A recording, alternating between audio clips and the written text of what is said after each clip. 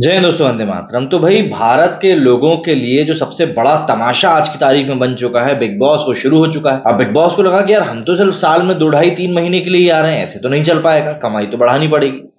तो big boss के makers ने बिग बॉस ओटीटी को भी इंट्रोड्यूस कर दिया, क्योंकि आज की तारीख में सबसे ज्यादा तमाशा करने वाले लोग तो आपको ओटीटी पर ही मिलेंगे, मतलब कि सोशल मीडिया प्लेटफॉर्म्स पर। अगर हम सोशल मीडिया प्लेटफॉर्म के सो कॉल्ड फेक इन्फ्लुएंसर्स की बात करें, तो यहाँ पर कुछ लोगों के कपड़े छोटे होते जा रहे हैं, तो कुछ लोगों का दिमाग कम होता जा रहा है। लेकिन क्या कहें, यही सब चीजें आज की तारीख में सोशल मीडिया पर चलती हैं। अगर आप ज्ञान की बातें करेंगे, तो जैसे हमारा चैनल स्ट्रगल कर रहा है, वैसे दूसरों के भी चैनल स्ट्रगल करने पड़ेंगे। लेकिन अगर आप इस बीच में कुछ ऐसा करते हो जिसको कि लोग क्रिंज की श्रेणी में डाल दें, आपका पागलपन लोग कहने लगे, तो आप वायरल होने की पूरी संभावना रखते हो। और बिग बॉस ओटीटी के अंदर जाने का एक जो सबसे बड़ा पैमाना है, वो यही है कि आप कितने बड़े वाले पागल हो। दूसरा पैमाना है कि आपके जीवन में कितनी ज्यादा स्ट्रगल चल रही है। और आज की इस वीडियो में हम लोग यही बात करने वाले हैं कि ये ओटीटी के में, मतलब बिग बॉस ओटीटी में कंटेस्टेंट के नाम पर जिन लोगों को बुलाया गया है, वो मतलब कितना बड़ा मजाक है। मतलब मैं सबसे पहले बात करना चाहूंगा रणवीर शौरी जी की। बेमिसाल एक्टर है। अभी 2 दिन पहले ही इनकी मैंने खोसला का घोसला मूवी देखी। बहुत बढ़िया एक्टिंग करी है इसमें उन्होंने। हालांकि अभी हाल फिलहाल में उनके पास कोई काम नहीं है, इस बात को उन्होंने उस सबके सामने उजागर भी किया था, जिसके की बाद में उनको बिग बॉस ओटीटी में बुला लिया गया। अब ऑब्वियस सी बात है, यहाँ पर उनको उनकी मदद करने के लिए नहीं बुलाया गया है, बल्कि उनकी बेरोजगारी का तमाशा बनाने के लिए बुलाया गया है। जो नए नए लड़के आज की तारीख में वहां पर आए हुए हैं बिग बॉस ओटीटी में, वो लड़के अब रणवीर से इस तरीके से बात करेंगे, जो कि ऑब्वियस सी बात है लोगों को पसंद नहीं आएगा। इवन खुद रणवीर को भी पसंद नहीं आएगा। अब आप एक बात अंदाजा लगा सकते हैं कि इस बात से आखिर आप क्या सीखने वाले हैं, या कोई और अगर बिग बॉस ओटीटी देख रहा है तो वो क्या सीखेगा। लेकिन यहां पर बात सिर्फ रणवीर की नहीं है। कई सारे ऐसे लोग हैं जिनको कि इस बार के इस शो में बुलाया गया है, उनकी मौजूदगी को देखकर आपको दिमाग ही खराब हो जाएगा। सबसे ज्यादा दिमाग खराब जो देखकर हुआ, वो था अरमान मलिक के इंक्लूजन को लेकर। अरमान मलिक, जो कि हमारे दो वाली नीति पर नहीं चलते हैं, बल्कि उनकी नीति की शुरुआत ही हम तीन से होती है। भाई साहब की दो दो बीवियां हैं, और तीनों मिलकर मतलब सकुशल रह रहे हैं। उनको देखकर लोगों के मन में जिज्ञासा तक होने लगी है कि यार, अगर ऐसा है तो क्यों ना भाई पॉलीगैमी को बहुत आसान कर दिया जाए। हालांकि हमारे न्याय व्यवस्था के बीच की एक बहुत ही छोटे से लूपहोल को निकालकर इन्होंने इस व्यवस्था को अपने घर में बनाए रखा है। सोशल मीडिया पर इनका वो 6-7 दिन के प्यार और उसके बाद शादी वाला जो वीडियो है, वो खतरनाक तरीके से वायरल हो रहा है। एंड उसको देखने के बाद लोग यही कह रहे हैं कि भाई, एक बात समझ में नहीं आ रही कि अगर यहां से कोई इंस्पिरेशन उठाकर 2 से 3 शादियां करने लगा, तो क्या भारत सरकार इस चीज की इजाजत देने लगेगी? क्योंकि यहां पर लोगों को एक अवसर दिखाई दे रहा है। देवलीना भट्टाचार्य का नाम तो आप लोगों से अधिकतर लोगों ने सुना ही होगा। ये बिग बॉस के 2 से भी ज्यादा सीजन में नजर आ चुकी हैं। जब देवलीना भट्टाचार्य की नजर पड़ी इस पूरे इंसिडेंट के ऊपर, तो उनका भी दिमाग सटक गया कि आखिर ये बिग बॉस कर क्या रहा है। देवलीना ने इसको लेकर कमेंट करते हुए कहा कि क्या आपको लगता है कि ये एंटरटेनमेंट है? क्योंकि ये एंटरटेनमेंट नहीं है, बल्कि ये गंदगी है। इसे हल्के में लेने की गलती बिल्कुल मत करना, क्योंकि ये सिर्फ रील नहीं बल्कि ये रियल लाइफ में बदल चुका है। मतलब मुझे समझ में ही नहीं आता कि कोई इस बेशर्मी को एंटरटेनमेंट कैसे कह सकता है। मुझे तो ये सुनकर ही घिन आती है। ये एकदम घटियापन है। मतलब सिर्फ 6 से 7 दिनों में प्यार हुआ, शादी हुई, और फिर पत्नी की बेस्ट फ्रेंड के साथ भी यही कर लिया। ये मतलब मेरी इमेजिनेशन से भी परे है। वहीं देवलीना भट्टाचार्य ने बिग बॉस पर भी सवाल उठाया। साथ ही समान नागरिक संहिता, मतलब कि यूसीसी कानून के आने को भी कंपलसरी क्यों होना चाहिए, इस बारे में भी उसने लिखा। देवलीना ने लिखा कि और बिग बॉस, आपको क्या हो गया है? क्या वाकई में इतने बुरे दिन चल रहे हैं आपके कि आपको मतलब ये पॉलीगैमी वाले एंटरटेनमेंट को प्रमोट करना पड़ रहा है?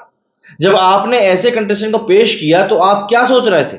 इस शो को बच्चों से लेकर बूढ़े तक देखते हैं। आप नई पीढ़ी को क्या सिखाना चाहते हैं कि वो 2, 3, 4 शादियां कर सकते हैं, सब लोग एक साथ खुशी खुशी रह सकते हैं? जाकर उनसे पूछिए जो हर दिन ऐसी घटनाओं से पीड़ित होते हैं, दुख में अपना जीवन जीते हैं। इसलिए स्पेशल मैरिज एक्ट और यूसीसी मैंडेटरी होना ही चाहिए, ताकि कानून सबके लिए एक जैसा हो और समाज ऐसी गंदगी से मुक्त हो सके। पहली पत्नी के होते हुए दूसरी पत्नी, ये मतलब समझ से भी परे है। इसके आगे देवलीना ने कहा कि सोचिए, अगर समानता के नाम पर पत्नियां 2-2 पति रखने लगे, तो क्या तब भी आपको ये एंटरटेनमेंट ही लगेगा? क्योंकि मुझे समझ में नहीं आता कि ये जो लोग हैं जो 2-2, 3-3 पत्नियां रखने का दावा कर रहे हैं, आखिर कौन कैसे लोग हैं जो इनको फॉलो करते हैं, और किस कारण से वो इन लोगों को फॉलो कर रहे हैं। आपका दिमाग तो सही जगह पर है ना? प्लीज पहले उसका इलाज करवाइए। अगर आपको ये बेशर्मी सही लगती है, तो आपका जीवन बर्बाद है। आप इसके आगे कुछ नहीं सोच सकते और ना ही इसके बारे में कुछ कर सकते हैं। आप नई पीढ़ी को क्या सिखाना चाहते हैं कि उन्हें कई शादियां करनी चाहिए? घिन आती है। ये सोचना ही कितना घिनौना है कि अगर 2-3 शादियां करना इतना ही जरूरी है तो करो और फिर घर पे ही रहो।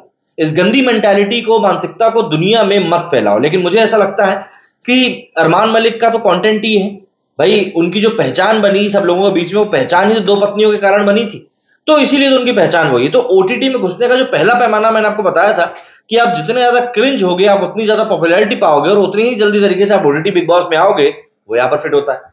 और इसी कैटेगरी में दूसरा नाम आ जाता है the viral vada pav girl का। अब कहने को तो मोहतरमा ने कहा था कि भैया ये अपने बीमार बच्चे को छोड़कर नौकरी पर नहीं जा सकती थी, इसलिए उन्होंने वड़ा पाव बेचना शुरू किया था।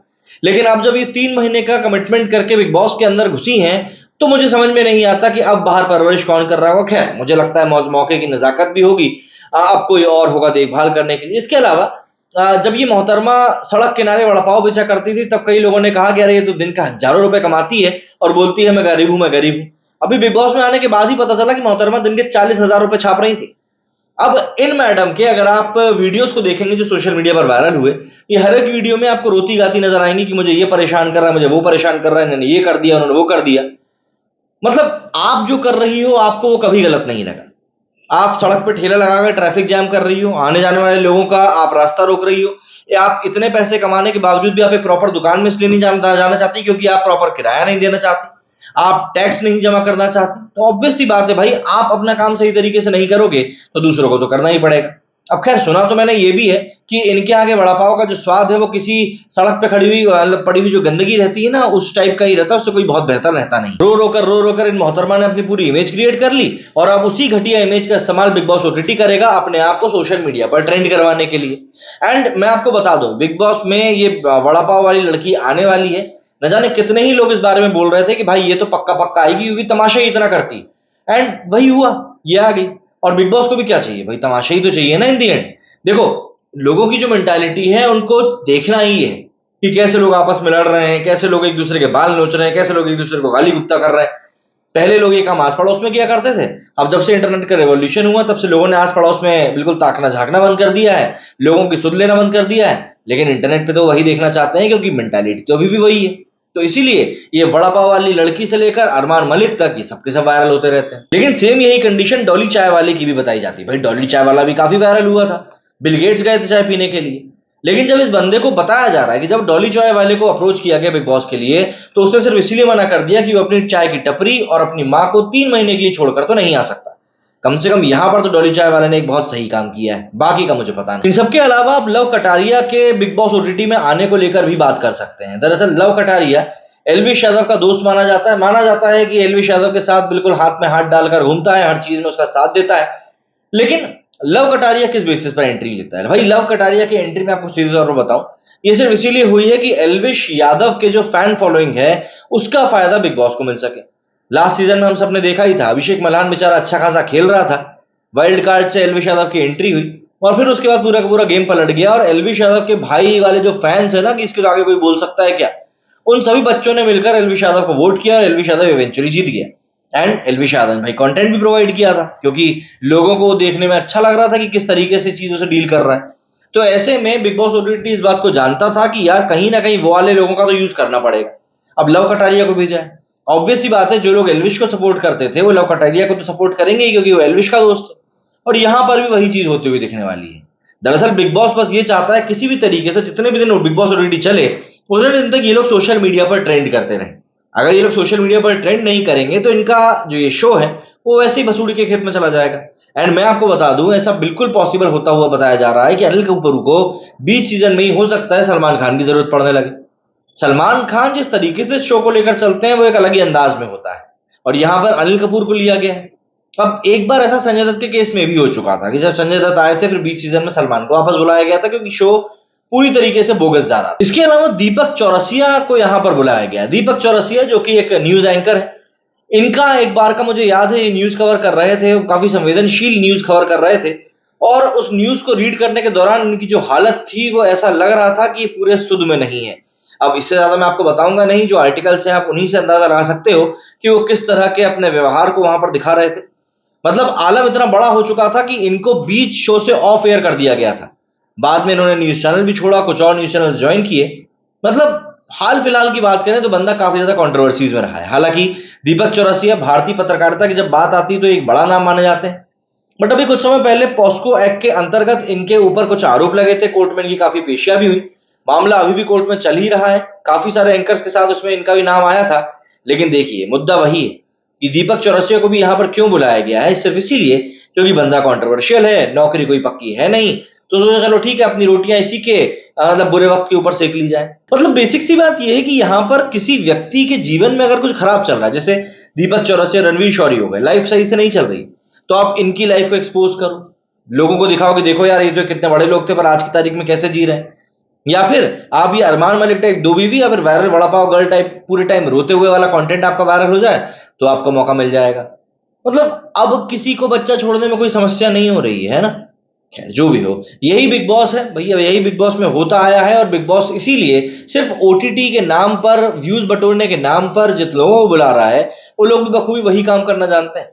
अभी कुछ दिनों में और बातें निकलकर सामने आएंगी ही आएंगी, लेकिन आखिरी में मेन सवाल बस यही आ जाता है कि यार इस तरह के लोगों को बुलाकर, इस तरह के लोगों को शोकेस करके, इस तरह के लोगों को प्लेटफॉर्म देकर आखिर ये लोग किस चीज को प्रमोट करना चाहते हैं। सबसे बड़ा सवाल तो यही है। आप लोग मुझे बताइए आपका क्या कुछ कहना है, और अगर आपको ये वीडियो पसंद आया तो इसका शेयर जरूर कीजिएगा। मेरे इस वीडियो फिलहाल इतना ही। जय हिंद, जय भारत।